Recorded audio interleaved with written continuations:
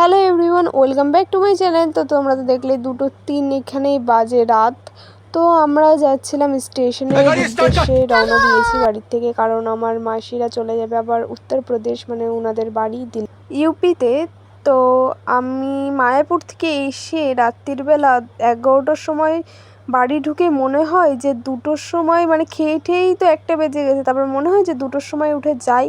তাও দিদিরা না রিকোয়েস্ট করছে, তো আমরা ভাবলাম না, স্টেশন অবধি দিয়ে চলে আসবো। ও বাবা, ওরা তো আমাদেরকে ধরে পুরো আপ ডাউন টিকিট কেটে পুরো শিয়ালদা ধরে নিয়ে চলে গেল। তো আমাদের সাথে স্ক্যাম হয়ে গেল।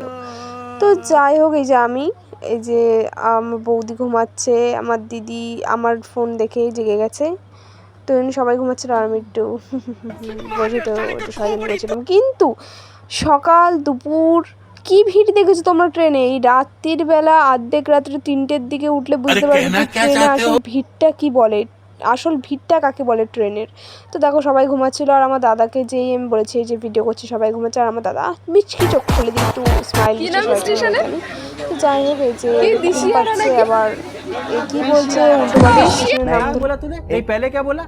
তো যারা আমার মায়াপুরের ভিডিওটা দেখেছো তারাই জানো আমরা কে কে গেছিলাম মায়াপুর। তো মায়াপুর থেকে এসে রাত্রিবেলা আবার না ঘুমিয়ে জার্নি করার কারণে আমার দিদির ভুলভাল স্টেশনের নাম নিচ্ছিল। আর এদিকে আমার মাসির ডায়লগটা শোনো আমার বৌদির মুখে, আমি কিন্তু ঘুমাবোই না।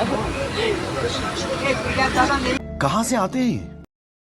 তো এখানে যারা আমার বৌদির ভয়েস শুনতে পারোনি তার জন্য আমি ভয়েস ওভারটা দিচ্ছি। তো ওইখানে বলছিল যে মাসি নাকি বলেছে স্টেশনে যে তোরা ঘুমালে ঘুমাবে, আমি কিন্তু ঘুমাবো না। আর সেখানে মাসি নাক ডাকছিল, মানে ঘুমাচ্ছিল। তো এই দেখো যাওয়ার সময় হয়েছে, আমি সবাইকে হাক করছি, আর কিন্তু দিদি আর মাসি ক্রাই হয়ে গেছে, মানে কেঁদেই ফেলেছে একদম জড়িয়ে ধরে। আমারও খুব কষ্ট হচ্ছিলো, আমি হলে কেঁদে ফেলছিলাম। আর এরম বলতে হয় বুঝলে, তো কান্না পাচ্ছিল না,